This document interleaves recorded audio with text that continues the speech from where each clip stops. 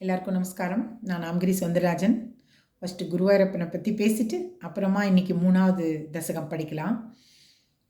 ஆக்சுவலாக குருவாயூரப்பன் இந்த மாதிரி நான் ஸ்லோகங்கள் படிக்கிறது, நாராயணியம், சுந்தரகாண்டம், மற்ற எல்லா பாகவதம், பகவத்கீதை இதெல்லாம் நான் படிக்கிறதுக்கு காரணமே இவ்வளவு ஒரு இன்ஸ்பயர் ஆனதே என்னோடய ஃப்ரெண்டு மாமி ஒருத்தர் இருக்கா, ஹேமா மாமின்னு சொல்லிட்டு.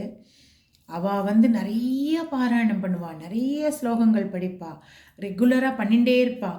ஒன்று முடிச்சிட்டோன்னு நிற்க மாட்டாள், ஒன்று மாற்றி படிச்சுட்டே இருப்பாள். அவள் தான் இன்ஸ்பிரேஷன் எனக்கு.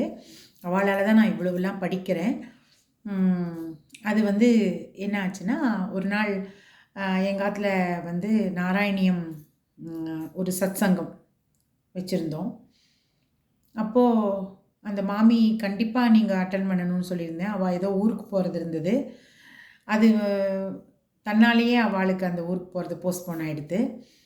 கண்டிப்பாக அவள் வரணும்னு சொல்லியிருந்தேன். அவள் சொல்கிறா, நான் நாராயணியம் படிக்கிறதுக்கு முன்னாலேயே ஒரு நாள் உங்கள் ஆத்துக்கு வரேன்னு சொல்லியிருந்தா. சரி, அவள் அன்றைக்கி நான் ரொம்ப ரொம்ப எல்லாமே அரேஞ்ச் பண்ணிவிட்டு எங்கள் ஆற்றுல குருவாயூரப்பன் ஃபோட்டோ இருக்கலை. பட்டு நான் எக்ஸ்பெக்டே பண்ணல. அந்த மாமி எங்கள் ஆற்றுக்கு ஒரு நாள் வந்தா. கையில் குருவாயூரப்பன் ஃபோட்டோ, அதுக்கு மாலை போட்டு பழம் பூவெல்லாம் எடுத்துட்டு அவ்வளோ ஒரு குஷியாக இருந்தது எனக்கு. அந்த மாதிரி நான் நினச்சே பார்க்கல. நிஜமாவே, அப்பா குருவாயூரப்பா நீயே முன்னால் எங்கள் ஆற்றுக்கு வந்துட்ட அப்படின்னு சொல்லிட்டு நான் ரொம்ப சந்தோஷமாக இருந்தேன். இதை சொல்லியே ஆகணும்னு எனக்கு அந்த அவளால் தான் நான் இவ்வளோ தூரத்துக்கு எல்லாம் படிச்சுட்டு இருக்கேன்.